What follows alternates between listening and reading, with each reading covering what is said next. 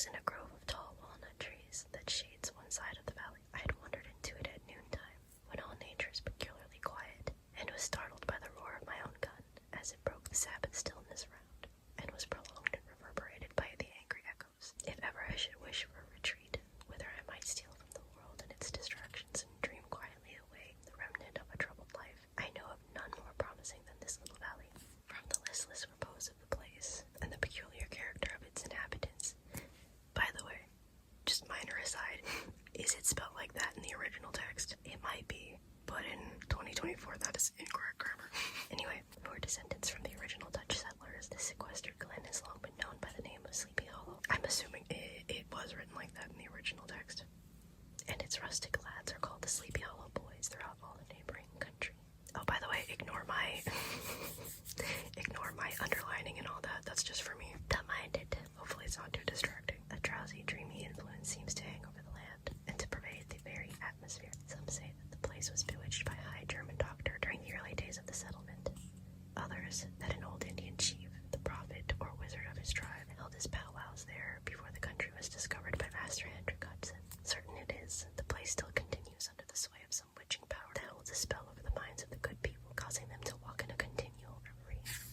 They are given to all kinds of marvelous beliefs, are subject to trances and visions, and frequently see strange sights, and hear music and voices in the air. The whole neighborhood abounds with local tales, haunted spots, and twilight superstitions. Stars shoot and meteors glare oftener across the valley than in any other part of the country, and the nightmare, with her whole ninefold, seems to make it the favorite scene of her gambols. The dominant spirit, however, that haunts this enchanted region, and seems to be commander-in-chief of all the powers of the air, is the apparition of a figure on horseback without a head. It is said by some to be the ghost of a Hessian trooper whose head had been carried away by a cannonball in some nameless battle during the Revolutionary War, and who is ever and anon seen by the country folk hurrying along in the glow of the night, as if on the wings of the wind. His haunts are not confined to the valley, but extend at times to the adjacent roads, and especially to the vicinity of a church at no great distance. Indeed, certain of the most authentic historians of those parts, who have been careful in collecting— oh gosh, I'm lost. I can't see. I'm like looking at it with one eye.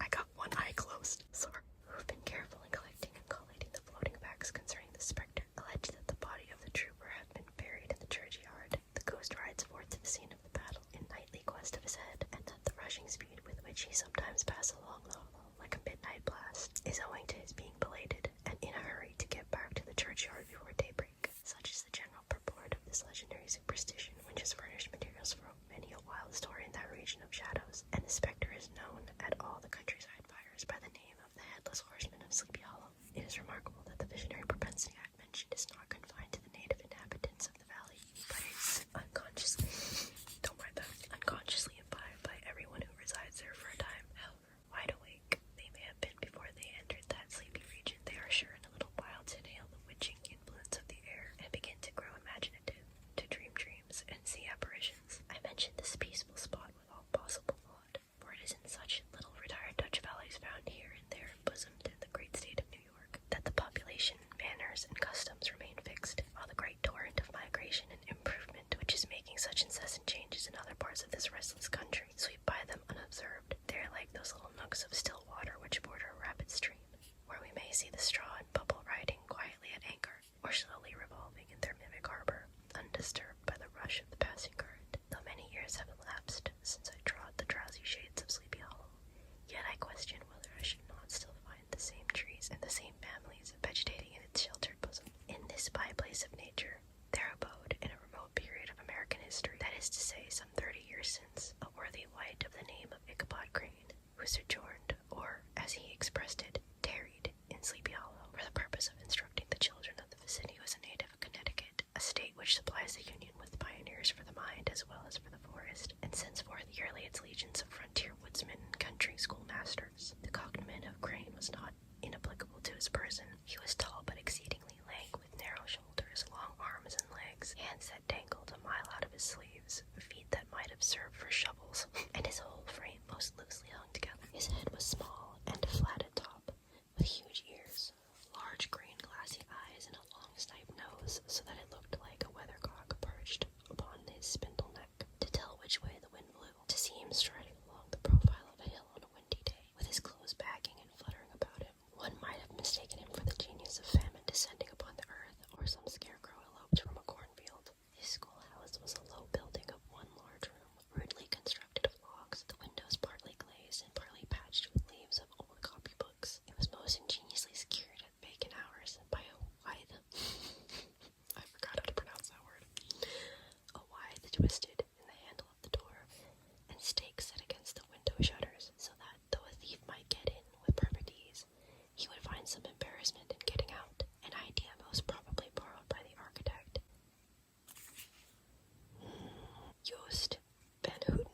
Sorry, I don't know how to pronounce that. From the mystery of an eel pond, the schoolhouse stood in a rather lonely but pleasant situation just at the foot of a woody hill, with a brook running close by, and a formidable birch tree growing at one end of it.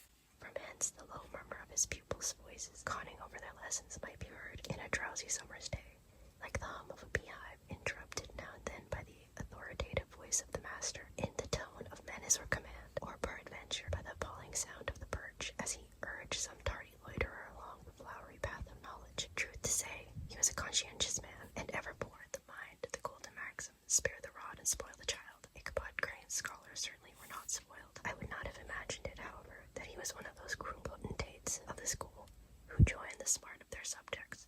On the contrary, he administered justice with discrimination rather than severity, taking the burden off the backs of the weak and laying it on those of the strong. Your mere puny stripling that winced at the least flourish of the rod was passed by with indulgence, but the claims of justice were satisfied by inflicting a double portion on some little tough, wrong-headed, broad-skirted Dutch urchin who sulked and swelled and grew dogged and sullen beneath the birch. All this he called doing his duty by their parents, and he never inflicted a chastisement without following it by the assurance, so consolatory to the smarting urchin, that he would remember it and thank him for it the longest day he had to live. When school hours were over, he was even the companion and playmate of the larger boys, and on holiday afternoons would convoy some of the smaller ones home, who happened to have pretty sisters or good housewives for mothers, noted for the comforts of the cupboard. Indeed, it behooved him to keep on good terms with his pupils. The revenue arising from his school was small, and would have been scarcely sufficient to furnish him with daily bread, for he was a huge feeder, and though lank, had the dilating powers of an anaconda. Sorry, I mean, that's funny. But to help out his maintenance, he was, according to country custom in those parts, boarded and lodged at the houses of the farmers, whose children he instructed. With these he lived successfully a week at a time, thus going the rounds of the neighborhood with all his worldly effects tied up in a cotton handkerchief, and that all this might not be too onerous on the purses of his rustic patrons, who were apt to consider the cost of schooling a grievous burden, and schoolmasters as mere drones. He had various ways of rendering himself both useful and agreeable. He assisted the farmers occasionally in the lighter labors of their farms, helped to make hay, mended the fences, took the horses to water, drove the cows from pasture, and cut wood for the winter fire. He laid aside, too, all the dominant dignity and absolute sway with which he lorded it in his little empire, the school, and became wonderfully gentle and ingratiating. He found favor in the eyes of the mothers by petting the children, particularly the youngest, and like the lion bold, with goodness, what is that word? Sorry, I'm gonna have to skip that one. So magnanimously the lamb did hold. He would sit with the child on one knee and rock a cradle with his foot for whole hours together. In addition to his other vocations, he was the singing master of the neighborhood, and picked up many bright shillings by instructing the young folks in psalmody. It was a matter of no little vanity to him on Sundays to take his station in front of the church gallery with a band of chosen singers, where in his own mind he completely carried away the poem from the parson. Certain it is, his voice resounded far above all the rest of the congregation, and there are peculiar quavers still to be heard in that church, and which may even be heard a half-mile off, quite to the opposite side of the mill pond, on a still Sunday morning, which are said to be legitimately descended from the nose of Ichabod Crane. Thus, by divers little makeshifts, in that ingenious way which is commonly denominated by hook and by crook, the worthy pedagogue got on tolerably enough, and was thought by all who understood nothing of the labor of head work to have a wonderfully easy life of it. The schoolmaster is generally a man of some importance in the female circle of a rural neighborhood, being considered a kind of idle gentleman-like personage, of vastly superior taste and accomplishments to the rough country swines, and indeed inferior in learning only to the parson. His appearance, therefore, is apt to occasion some little stir at the tea-table of a farmhouse, and the addition of a supernumerary dish of cakes or sweetmeats, or peradventure the parade of a silver teapot. Our man of letters, therefore, was peculiarly happy in the smiles of all the country damsels. How he would figure among them in the churchyard between services on Sundays, gathering grapes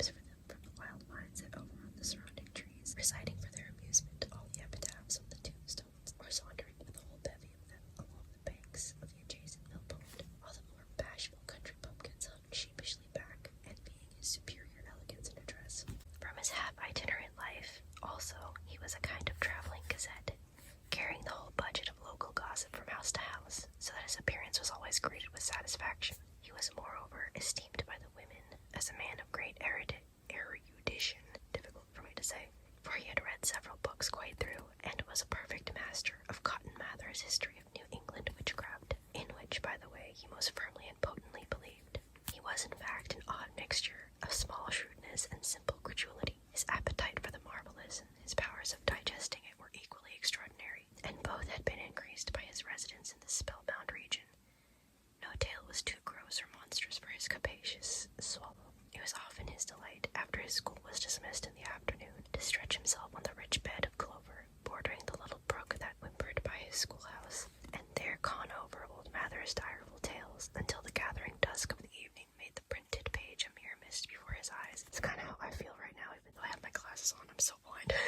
It's hard for me to see. Then, as he wended his way, by swamp and stream and awful woodland, to the farmhouse where he happened to be quartered, every sound of nature at that witching hour fluttered his excited imagination. The moan of the whippoorwill, goodness, from the hillside, the boding cry of the tree-toad, that harbinger of storm, the dreary hooting of the screech owl, or the sudden rustling in the thicket of birds frightened from their roost. The fireflies, too, which sparkled most vividly in the darkest places, now and then startled him as one of uncommon brightness would stream across his path, and if by chance a huge blockhead of a beetle came winging his blundering flight against him, the poor varlet was ready to give up the ghost, with the idea that he was struck with a witch's token. His only resource on such occasions, either to drown thought or drive away evil spirits, was to sing psalm tunes, and the good people of Sleepy Hollow, as they sat by their doors of an evening, were often filled with awe at hearing his nasal melody, in linked sweetness long drawn out, floating from the distant hill or along the dusky road. Another of his sources of fearful pleasure was to pass long winter evenings with the old Dutch wives as they sat spinning by the fire, with a row of apples roasting and spluttering along the hearth, and listen to their marvelous tales of ghosts and goblins, and haunted fields, and haunted brooks, and haunted bridges, and haunted houses, particularly the headless horseman, or galloping Hessian of the Hollow, as they sometimes called him. He would delight them equally by his anecdotes of witchcraft and of the direful omens and portentous sights and sounds in the air, which prevailed in the earlier times of Connecticut, and would soon frighten them woefully with speculations upon comets and shooting stars, and with the alarming fact that the world did absolutely turn round, and that they were half the time topsy-turvy. But if there was a pleasure in all this, while snugly cuddling in the chimney corner of a chamber that was all of a ruddy glow from the crackling wood fire, and where, of course, no spectre dared to show